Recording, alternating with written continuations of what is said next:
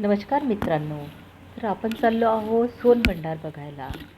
राजा बिंबिसार यांचे मगध राज्य एक खूप बलशाली संपन्न असं राज्य जे राजा बिंबिसारचं होतं. 6वी शताब्दी म्हणजे ईसापूर्वचे भारत तेव्हाचं आहे हे मगध. एक व्यापारिक आणि लोह उत्पादन इथे खूप व्हायचे. आर्थिक बाबतीत खूप असं स्ट्रॉंग असं हे मगध होतं.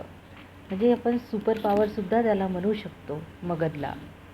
बिंबिसार राजा हा लहानपणापासूनच 15व्या वर्षीच त्यांनी राजसिंहासन सांभाळले होते आणि त्यांचं हे खजाना, सोन्याचा खजाना, सोनभंडार बघा आपण बघतो आहोत. जेव्हा भारतावर इंग्रजांनी राज्य केलं होतं तेव्हा त्यांनी तोफ लावून हा खजाना उडवण्याचा प्रयत्न केला होता.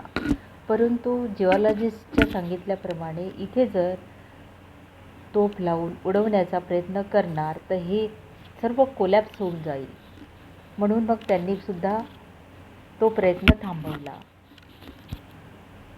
राजा बिंबिसारचा मुलगा अजातशत्रूसुद्धा हा खजाना ओपन करू शकला नाही, कारण तिथे लिपीमध्ये काही कोड लिहिलेले आहेत आणि ते कोड महाकश्यप यांनी कोडद्वारे ते बंद केले आहे.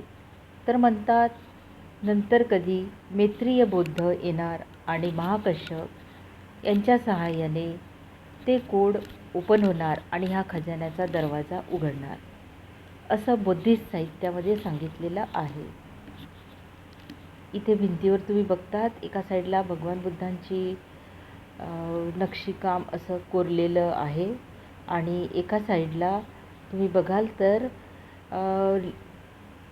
कोड असा लिपीमध्ये लिहिलेला आहे, जी ती लिपी आत्तापर्यंत कुणीही सोडवू शकलं नाही. तर हा खजाना राजगिरीपासून म्हणजे शहराच्या फार दूर अगदी जंगलमध्ये आहे. चारही बाजूंनी जंगलांनी वेढलेला आहे इथे आणि हिंस्र श्वापदसुद्धा आहे. आणि तिथे हा एक छोटासा खचगा आपल्याला दिसतो खजान्याचा. अतिशय सुंदर असं दुरून बघितलं ना इतकं सुंदर दिसतं, खूप सुंदर. आणि राजा बिंबिसाराच्याबद्दल डिटेल व्हिडिओ मी एक टाकणार नंतर. आणि इथे अजातशत्रूने आपल्या पित्याला राजा बिंबिसारला कारागृहात ठेवले होते. ते सुद्धा काही अंतरावर आहे कारागृह. आता सध्या फक्त मैदान दिसतं आहे तिथे. जर उत्खनन झाले तर काही मिळू शकतं उत्खनामध्ये.